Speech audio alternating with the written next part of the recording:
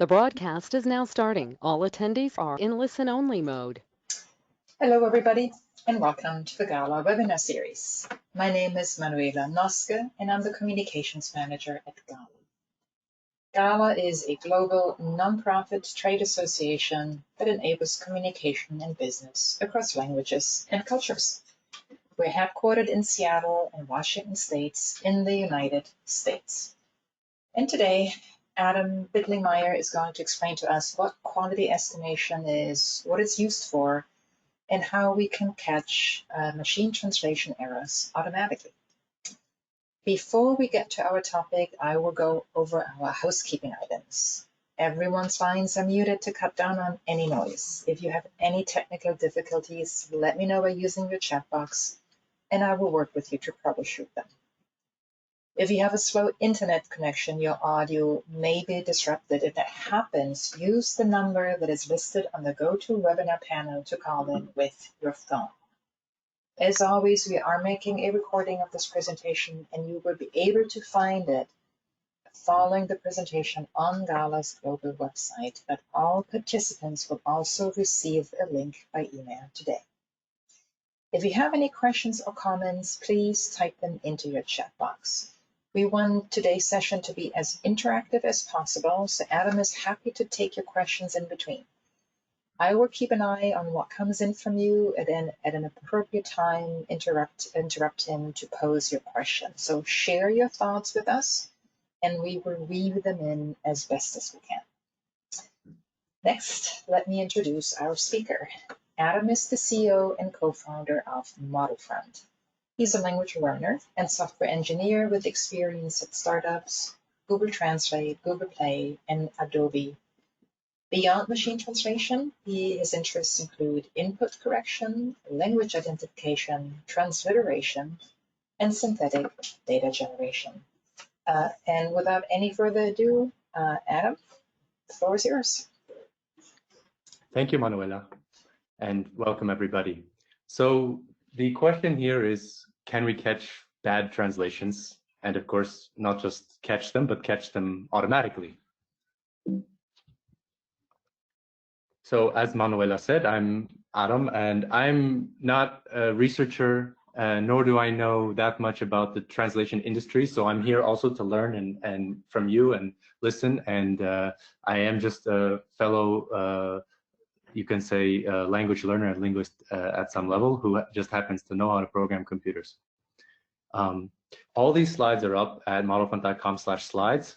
So if there's any links you want to grab, you can easily get them. Today we'll talk about why catch bad translations. I mean, who needs that? I'm sure all of you have a lot of ideas, and I can talk about some of the major ones that we see. Can we catch them? Like, are we able to do that? We'll show a demo with some data from Taos and from Mozilla.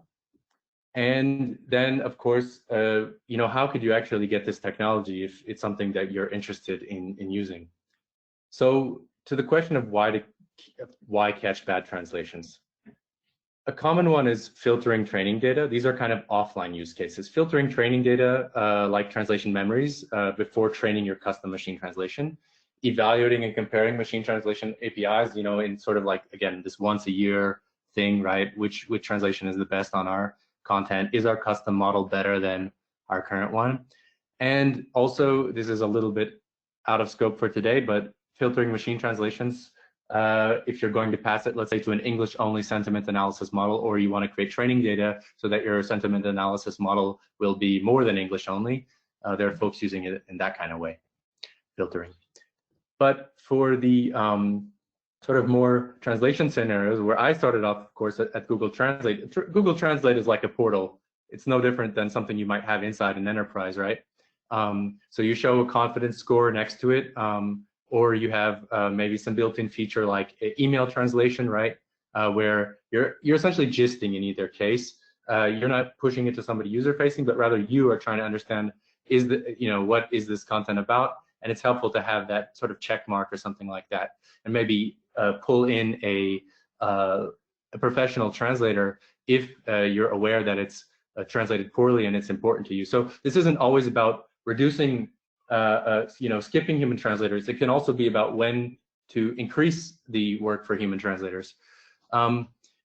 Another similar scenario is something like customer service. You have a lot of chat applications, multilingual stuff, or speech-to-speech app, where you need to recover, right? So there was a bad translation. You say, maybe can you rephrase that or something like that in order to somehow recover from that. And then finally, triaging errors in platforms. You have Airbnb listings, eBay items, 50 million items, dozens of languages. All of that can't be human translated. It is machine translated today. But of course, if we can look at the very worst ones out of the millions and millions and fix those, especially if it's a high value item or something like that, then that's very useful. Coming back to translation, right, to the language industry, localization, when people get a job, before they start, they want to know, what's the post-editing effort here? Which machine translation should I use? Or maybe the machine translation is so bad I shouldn't use machine translation. And we're able to, with quality estimation, we're able to find that out. This is probably the biggest one, auto-approving raw machine translation for as many segments as safely possible. So you translate something with raw MT, maybe you can skip 50% of it and just review and post-edit the other 50%. And then once that's done, at the end, maybe you're getting it from an outside vendor, checking the final translations, LQA, sort of smart sampling, saying, okay, I got all these translations back for this job into maybe a dozen languages. I don't know them all. I can't look at it all anyway. Let's just see like the worst, so most suspicious stuff. Look at it. Some of it looks fine. Some of it, not so much. I asked them, what's this about, right? So this is the main use cases in the localization workflow. And again, auto-approving raw machine translation, what we call hybrid translation. This is the highest value by far because you are greatly increasing your capacity and essentially using machine translation for something where humans are used today. So can we catch the bad translations? Are we actually able to do that? Well, let's look at this one. I have really bad luck. This happened to me yesterday. So this kind of stuff, obviously, we can catch. You don't need, machine learning or something to catch this. We have a few like this. These have always bugged me. We can catch these too. In fact, there might be context dependent a little bit. And that's the tricky part here. So Vista desde la montaña is correct in some cases. Happy birthday might be the name of a song or something. It does get tricky. But we can say that it's risky. And that's why we say risk prediction and not quality estimation. So the goal here, right, is just to catch this kind of thing and bring it to somebody's attention. We don't have any reference translation in this case. And now, are we able to do that? Well, if you go to Google Translate and you say Mountain View, today it says Vista desde la montaña, Blick auf den Bergen, Vid Nagori. But if you go to Google, just regular Google, and you search Mountain View, at least if you're in California, it shows you Mountain View, the city. So that system apparently is aware that there are other meanings of Mountain View, and that it's in fact the most common one, the most likely one. And so based on that, of course, I believe that we must be able to do this in translation.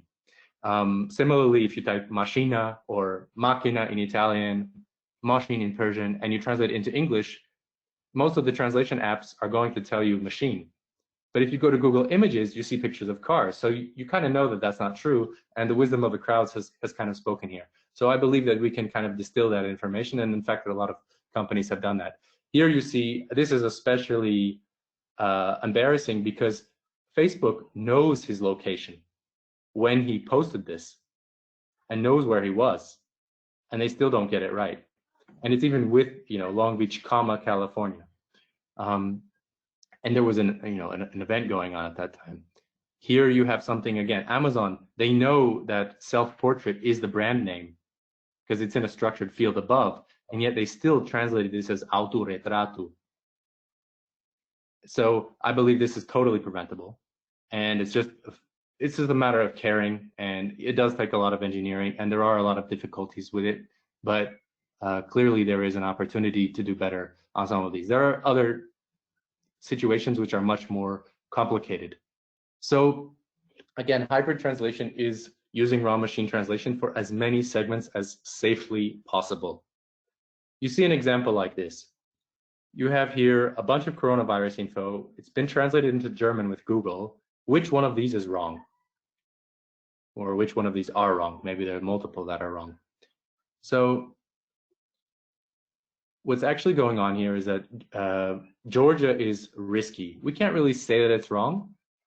There are two Georgias, of course, and in German one is Georgia and the other one is Georgian, and they're spelled differently.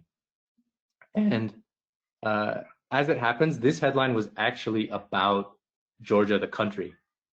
So this is a wrong translation. It could have been right? But it's still the kind of thing that you would want to have somebody look at, because the consequences of it can be quite high depending on what this is for.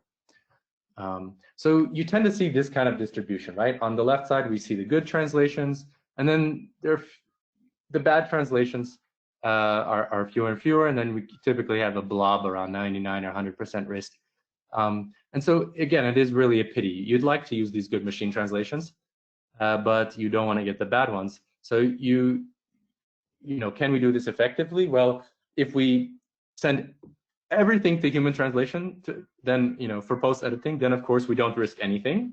So then we kind of inch this slider up, this risk threshold up to the point where we feel comfortable, and we say, okay, everything above, let's say, 20% risk, we're going to send, and everything below 20% risk, we're going to live with it for this application. And so that means, I mean, if you look at how unevenly this is distributed, you are getting 30%, 50%, even 60% of your translations with pure raw MT, not even a human reviewing them, which still takes a lot of time, let's be honest. So a lot of companies have done this. eBay is very open about it. Microsoft gave a talk about it. They're both, you know, software companies, enterprises that do this when they're localizing their own content. Unbabel has bet the whole company on this, right? So they're serving a market which needs a very fast turnaround time, and that was the driver, not so much cost saving.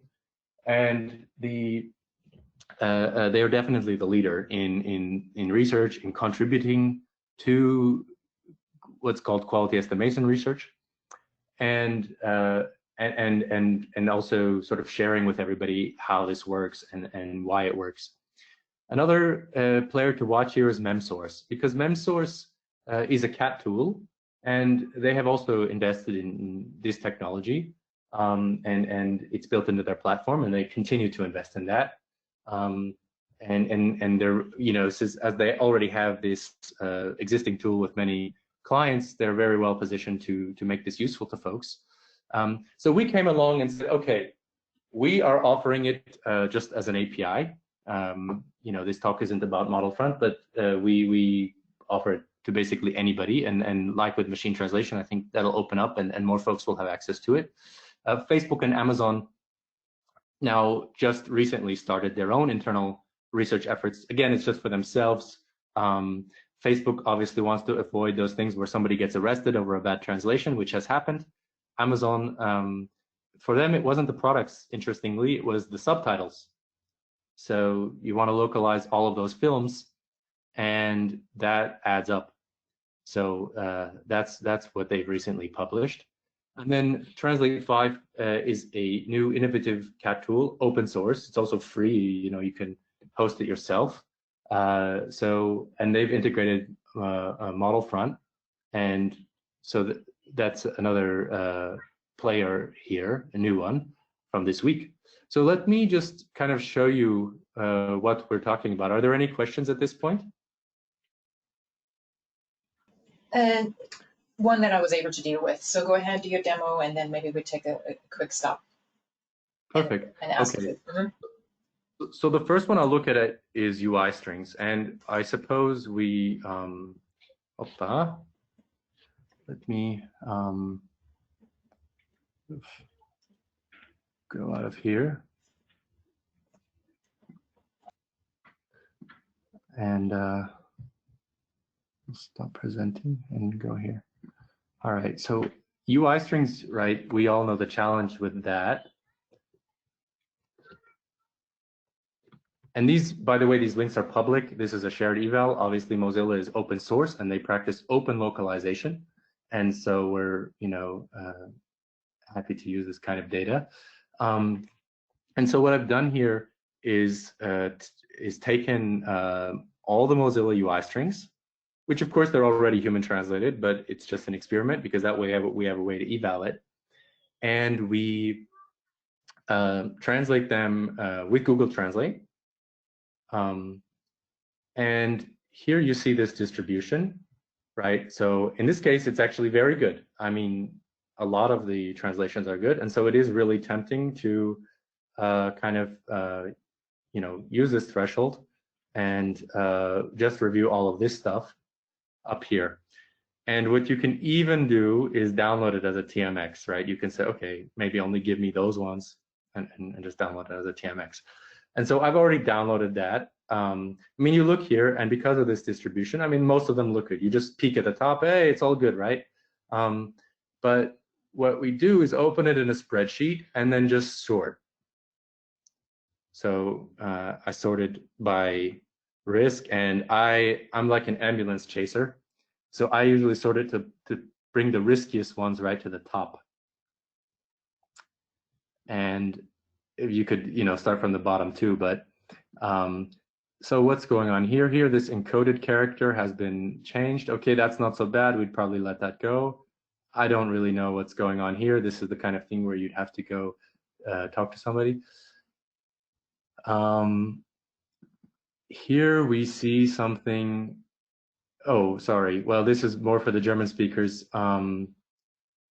Reset password link damaged. So it kind of interpreted reset password link not as a noun phrase, but as a verb.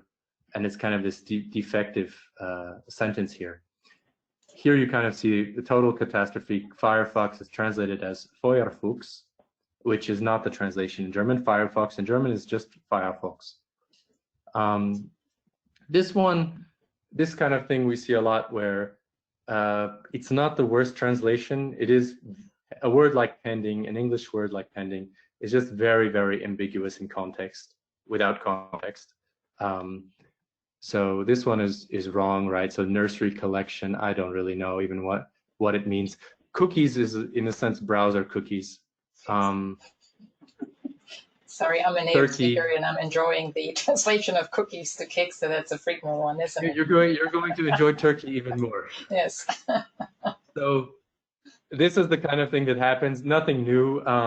These ones are a little bit more. This is a new thing. This didn't used to happen with phrase-based machine translation. So this is I'm not making this up, right? If we just go to, this is people, they follow us on Twitter and they ask, how do you find these? Well, because I look at this real data and I see stuff like this, right? So I have a list of countries and Iran, and it's not just let me try and do some of the other languages. Okay, Russian was right. Let's in Italian, just like German, o corso is I ran, I have run. So it's just this crapshoot. I don't even know what it is in Persian, if it was correct or not. Yep. Looks like it might be. And so, we got questions coming in here now. Go ahead. So just to sort of reiterate, so you took the Mozilla UI, which is human translated, and assumed to be good. Then you ran it Google. You ran your prediction algorithm, and now you're looking at all the forms that are coming out as higher risk. First, right, and these are sort of the 99% risk. Yeah, and doing this manual validation. How do you exactly? What about the ones that are low risk? Are you looking through those as well to ascertain you did not overlook something? That is of course also always something to do. So I mean, I guess you can tell from the density of the bad ones there that we're onto something, right? So here you have a lot of stuff. So short strings can be both very good and like very risky and very not risky. So we see a lot of kind of language codes, we see domains. I'm not happy personally with some of the stuff that we do here with our generic model, but this is, so even this one though, it looks like it's like lockwise is wrong. But no, actually, because our model has crawled so much data that, and this is not unique to us. I think anybody doing a real production strength approach to this today has a similar thing. So Firefly's lockwise, this is like with being a translator, you end up researching a lot of these topics. And so Firefox lockwise is an actual browser extension, and the translation in German is actually Firefly's lockwise. Yeah. So people are now homing in on the question of like what are the factors that you use to predict risk? Like how is the score calculated? Now, so you mentioned that there are certain keywords that are risky, like Georgia, the state versus the country, and then there's supplemental knowledge. But how does ModelFront determine risk? Is it only the risky keywords? Firstly, I want to mention that all of these examples, this spreadsheet is public, so all of you are free to either download it from ModelFront. I can also share the link to this spreadsheet. I'll just share it in the chat right now. So you're all free to look at it and try it yourself and verify. And we'll add more languages soon. So the factors here. Yeah, ambiguity. So we have, of course, our own curated data, which is like the translation of this, it should be this, and the translation of this, it should not be something else, right? We specifically focus and label what is good and what is bad. And of course, for different contexts that conflicts, right? It's normal. You take any reasonably sized TM and you have conflicts. If you take different TMs, you'll have even more conflicts. And so that's sort of, if it's could be right and could be wrong, that's sort of risky in our book, right? Because we're trying to help people avoid, a 50% chance that you've done something like cookies kekse is pretty bad. So so we factored those in. We do a lot of work on, kind of random things that happen with machine translation, like numbers getting wrong, stuff getting omitted, inserted. Yeah, and so some of these, it sounds like, are issues that you will find across languages, but then others seem to be very specific to languages, right? So you have different prediction algorithms for German than you have for Persian then, or? They are even more specific, right? It's specific to language pairs. So of which there are, we cover right now, we're adding more, but only about 100 languages. And so that's like 10,000 language pairs. And so we don't have different algorithms for each. We have essentially the same approach, but we do have a data for each. So the good thing is that it sort of generalizes, right? I mean, if you told me that cookies into German is cookies from English into German is not kekse, and that kekse is risky, then I can already tell you that cookies in the same document into Spanish should not be galletas, right? So there is a lot of what's called transfer learning, and that's something that's also coming to machine translation, but this so-called massive multilingual, but we are a little faster there just because, to be honest, our problem is easier. Saying the translation is good or bad is a lot easier than saying what the correct translation should be, in all fairness, to the MT provider. So we have gone fully massively multilingual and never looked back, so to speak. So we have, and I just unmuted Daniel Whitenack. He's got a follow-up question. Daniel, you're unmuted if you want to ask this live. Yeah, can you hear me? Yep. Yes. Hi, Daniel. Good to see you again. Thank you so much for this interesting presentation. I was just wondering, in terms of the sort of scaling to more language pairs, since it seems like this is dependent on that sort of expertly curated data in the source target pairs.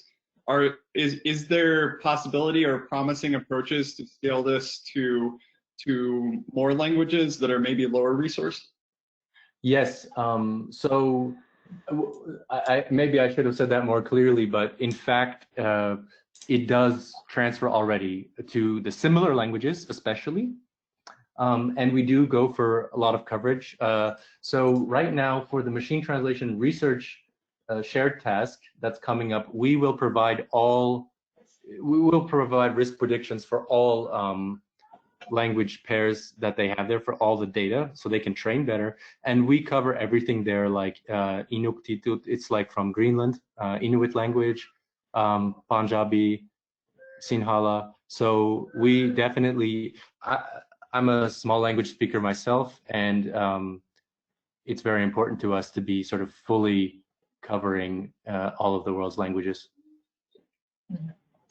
And we got one other question here in this context, and that is about context. So, what kind of metadata do you have available for quality estimation? Do you take context into account?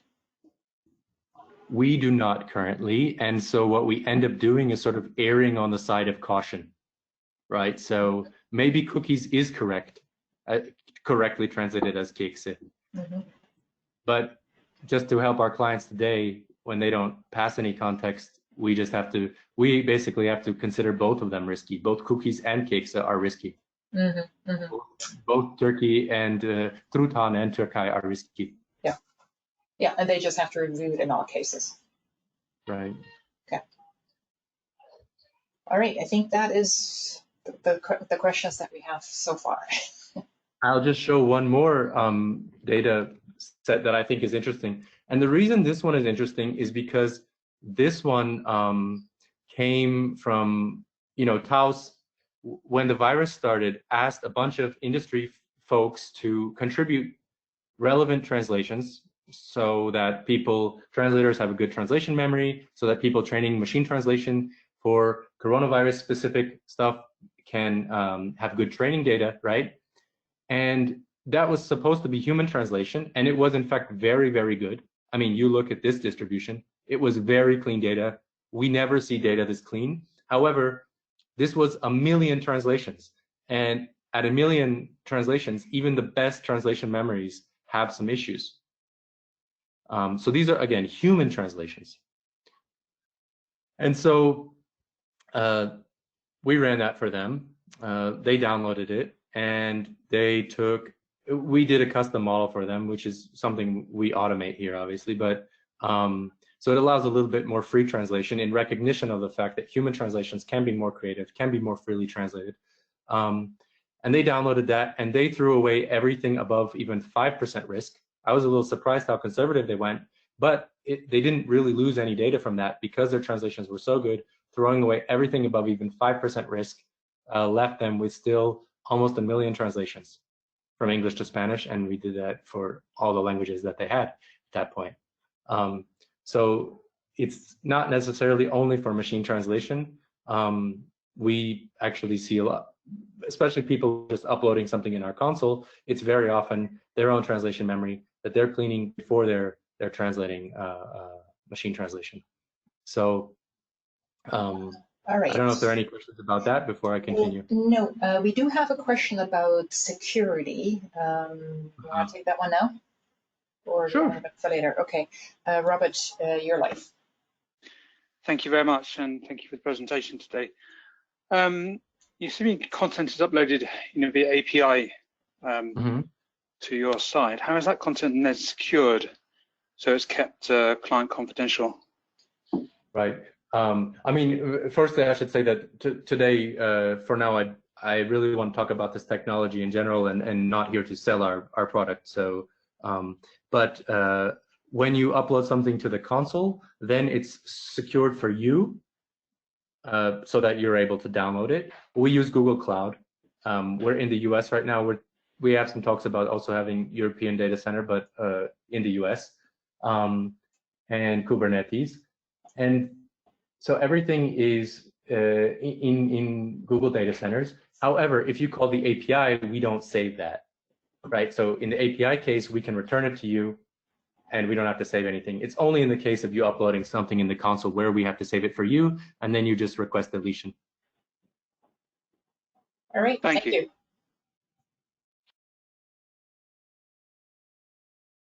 So I think this is actually a nice lead into our next topic, which is who has this technology and how to get it. And of course, you know, a lot of organizations do care a lot about security, and they have their sort of in-house solutions, right? So if you want to do this yourself, again, I'm not here to sell our solution. It is theoretically possible if you have the data and you have machine learning engineers. You know, Deep Quest from Lucia Specia, she was researching this even 10 years ago. She really saw the promise of this a long time ago.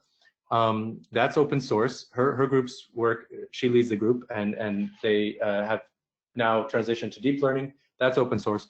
OpenKiwi from OnBabel is out there. These are the top two.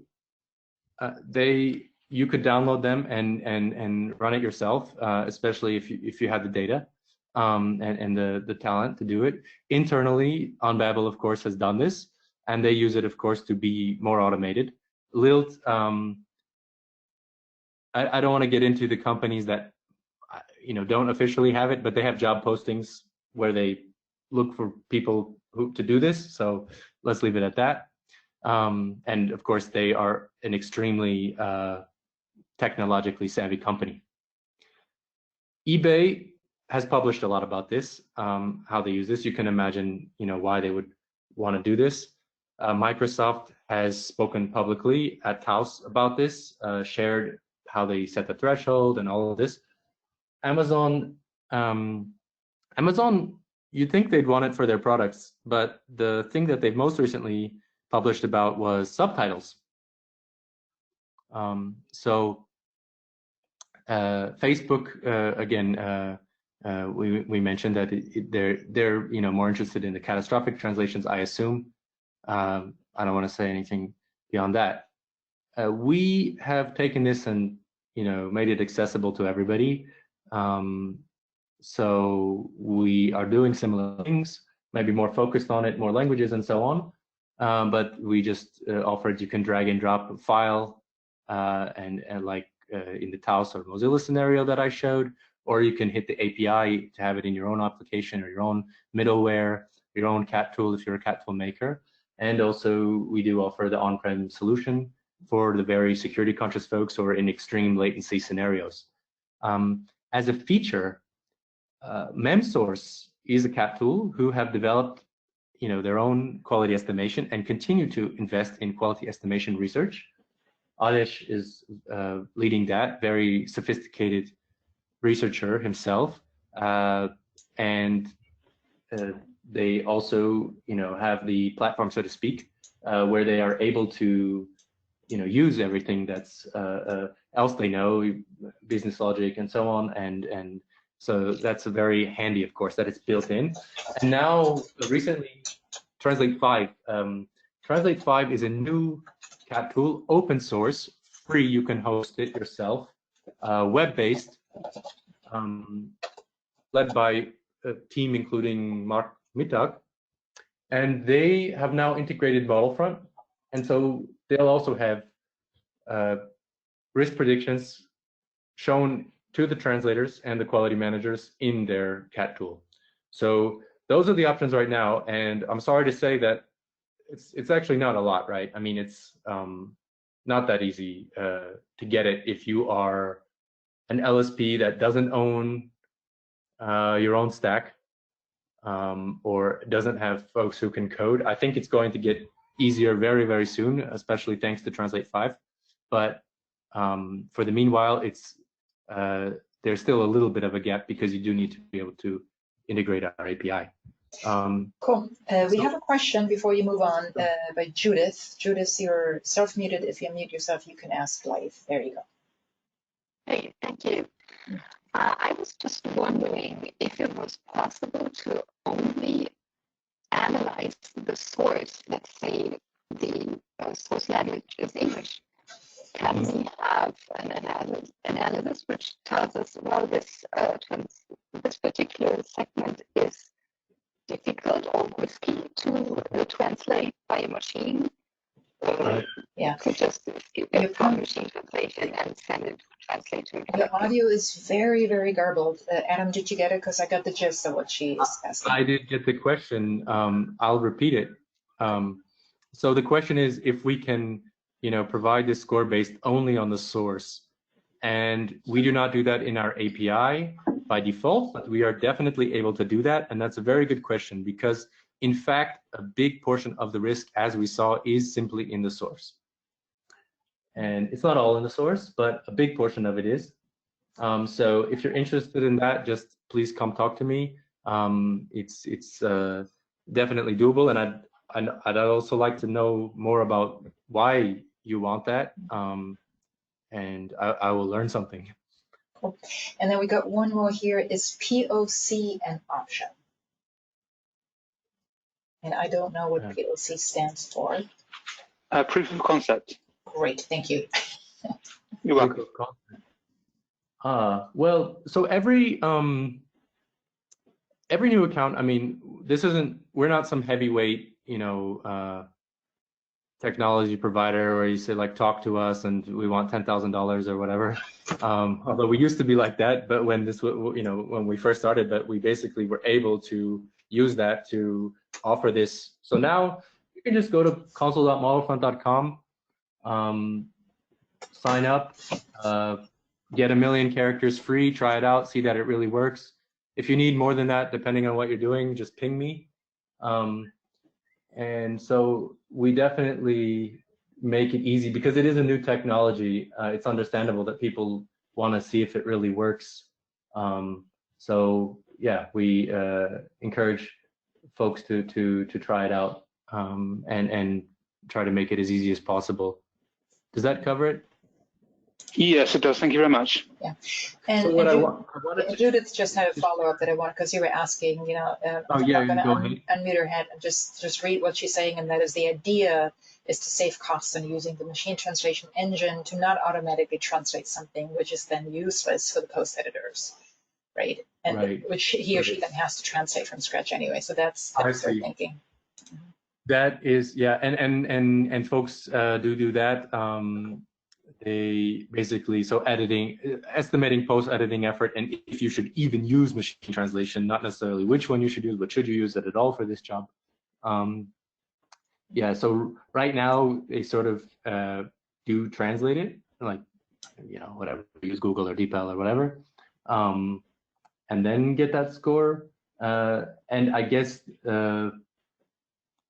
but the other way is definitely workable. It's just that usually they have a concrete engine in mind, so it's ideal to actually use that one. And it doesn't, given the I think there's two things to say here. Firstly is, given the savings, the efficiencies involved, the machine translation is not a big cost. And secondly, you don't need to do a lot of machine translations to get an idea of that. If you randomly sample your job, 500 lines or 1,000 lines is pretty much enough to get an idea of, is this content going to be machine translated well or not? So in that sense,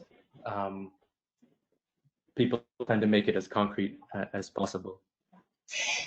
We have one more question, but we have about 20 minutes left here. Do you want to go on and we post that at the end, or?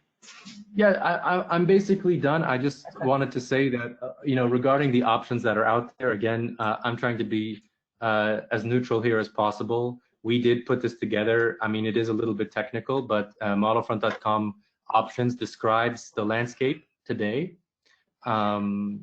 Translate 5 needs to be added there, but it's all out there. So if you have questions more about that, we are trying to put out as many materials as possible just about what this is from a neutral perspective. Cool. Then Daniel, that's it.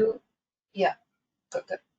That's it. Okay, great. Daniel, you had a couple of questions. You are self-muted. Unmute yourself and go ahead. Yeah, thank you so much. So I guess a bit on what I asked earlier. I was just curious as to like scaling beyond the 100 languages that you currently support, and you talked about analyzing the data from the shared tasks and all of that. Mm-hmm. I was just curious what the sort of scale of data is for adding a new language into this, what the sort of overhead is, I guess. And then also that is, if this in general is domain dependent, like if we're working with data from healthcare or retail or banking, you showed a few different examples, but I was wondering how generalizable it is across domain. Right. So yeah, about the languages, it really doesn't. I don't know what's a lot of data. Daniel I know, and he's a fellow machine learning guy, and so what we're talking about is not a lot of data, but the more the better, of course. I do want to say that I was pleasantly surprised that some of those very low resource languages worked decently current out of the box, not even with our next update that's coming up. So I have been generally surprised about how much it transfers, because so much is universal. Because the models that we used, we use also monolingual models which are trained on basically the entire web, which does include all of those languages.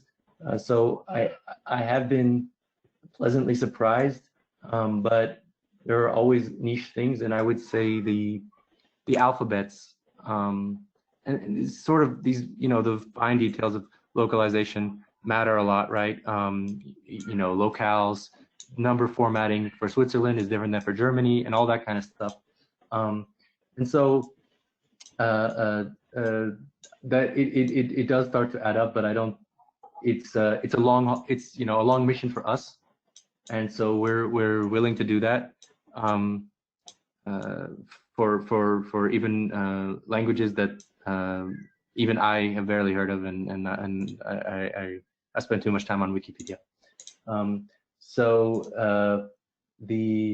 Now about domains, what we find, and not just for risk prediction, but for machine translation as well, is that we as an industry, and not just the localization industry, but also machine translation research, Google Brain or whatever you want, spend way too much time thinking about domain or using the word domain, meaning like finance versus gaming or something, and not enough talking about content type. Meaning content type is like, is this a chat or is this a headline? Or is this a Facebook post? And it turns out that gaming chats and finance chats and their use cases are in some ways similar to each other, more similar than they're different, and that they're very different from finance headlines and gaming headlines and beauty headlines. So we do shoot for a certain level of generality, but generally, yeah, it's the use case and the content type that really drives the need for customization in quality estimation, in risk prediction, and in machine translation. Thank you so much. My pleasure. Yeah, thank you, Daniel, for asking, and Adam for taking your, giving a thoughtful answer to that one. I thought next maybe what we should do is, for those of us who are not so deeply into machine learning, is to talk a little bit about the difference between risk prediction, quality estimation, and confidence scoring. What's the difference between those? Mm-hmm. So, the traditional name is quality estimation. That's not to be confused with quality evaluation, which is like a corpus level score. So quality estimation is the line level score with no reference translation. So unlike Blue, no reference translation, just given the source and the target, is this good or bad? And in the research world, which is not necessarily the way to do things, a lot of legacy, there was quality estimation, there is parallel corpus filtering, like filtering your TM basically, and there's quality evaluation. And we called this risk prediction because, as you see, it's not always about the quality, it is just about the risk. And secondly, to sort of disassociate it with post-editing effort and those specific things. Now, confidence score usually implies the machine translations models confidence, its own confidence. And the reason, that is a valid approach and people do that. It doesn't work if you're not the machine translation provider. Like, I'm not Google, I can't I don't know what their model's internal variables are. And secondly, a lot of times, as we know, nothing's changed, right? Neural machine translation on bad data is still bad translation. And so in those cases, when it was trained on something bad, it's very confident about its bad translation because that's what it saw in training. So that's confidence score in a nutshell is sort of its own confidence, kind of like with the human, right? Confidence. And yeah, so again, quality estimation is sort of the researchy term for a very specific flavor. Confidence is the translation provider's model's own confidence score, and then risk prediction is what we do, and kind of flexible and adaptable to all of these use cases. Mm-hmm. And you know, we've talked about quality estimation now for machine translation output, but there's really no reason why it couldn't or shouldn't be used for human translation, right? Because human translators without context will and can get the translation for Turkey or Georgia wrong as well, right? Yes. What we see with the human translations, I mean, if you look at those Taos examples, for example, it wasn't always that the translator got it wrong, but it could be something like a line got off, or there was a data processing issue in the whole pipeline, or weird things like a telephone number in English, and then they localized the telephone number to the German telephone number, or the URL to the /de. So it's not always that the translator makes a mistake. There are a lot of great transcreated human translations that are not necessarily good for training data, or depending on the use case. Or there may be, it is a transcreated translation. It is a great one, very creative, very funny, some idiom, but it's still the kind of thing as a quality manager that you would want to review and sign off of, and in fact give that translator a praise, because that was very creative, right? So it comes to your attention. Does what you're presenting here today, you know, this quality estimation risk assessment model, in any way replace human evaluation of translated text? Well, I look at a lot of stuff myself, a lot of rows, and I would say it sort of augments it. So, and the general ground truth in our world, in my book, is humans. So humans, you know, if you want to get a handle on, like what Daniel was asking, does this work for my weird, crazy domain? I would suggest first doing it with one of these technologies, seeing if it matches to humans before you blindly trust it on your other language, right? So at the core, there's always the human evaluation, right?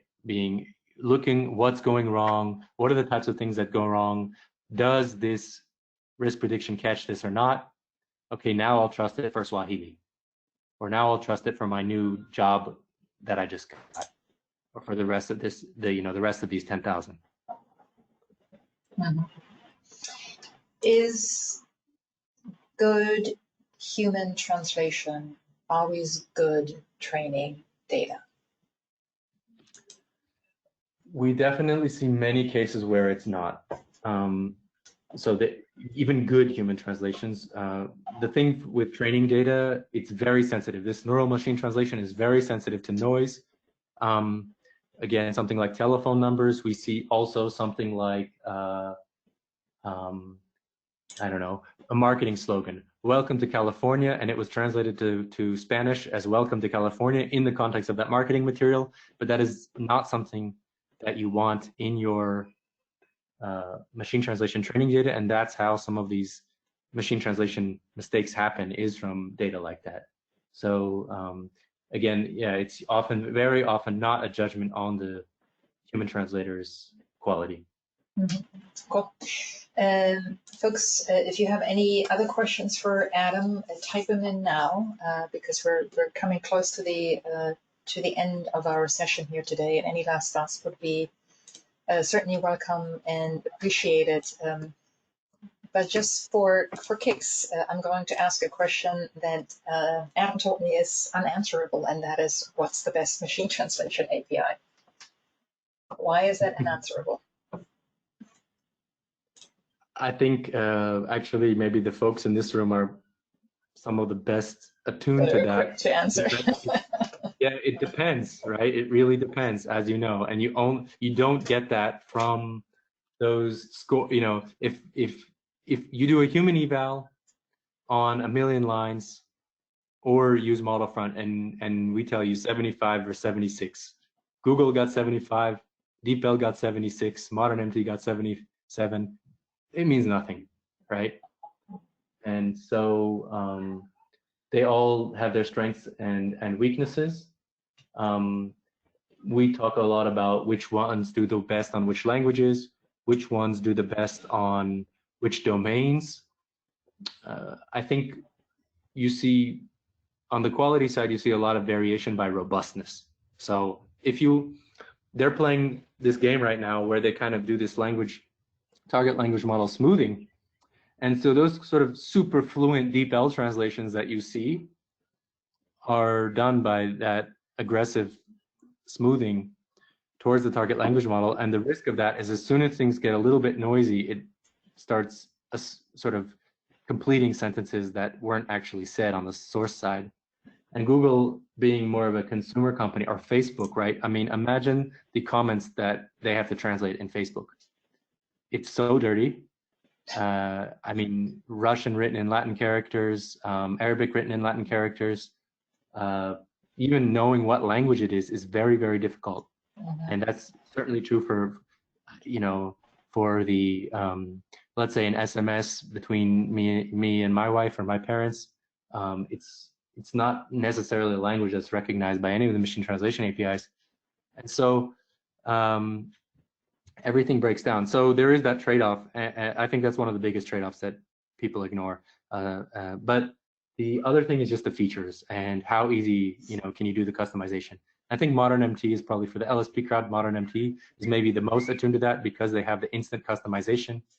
You don't have to go train a model to get customization. You can just upload a TMX and it's magically customized instantly. So I think if I had to say for this crowd, I know you've heard of DeepL, Google, and Microsoft, so ModernMT would be the one I would also really consider. Mm-hmm. Cool. Thank you. I think we're going to wrap it up at this point.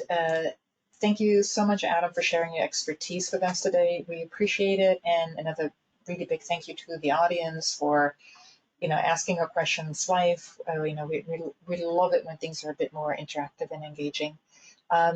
We would like to ask each of you to fill out our post-event survey. It's going to pop up as soon as I close this session here.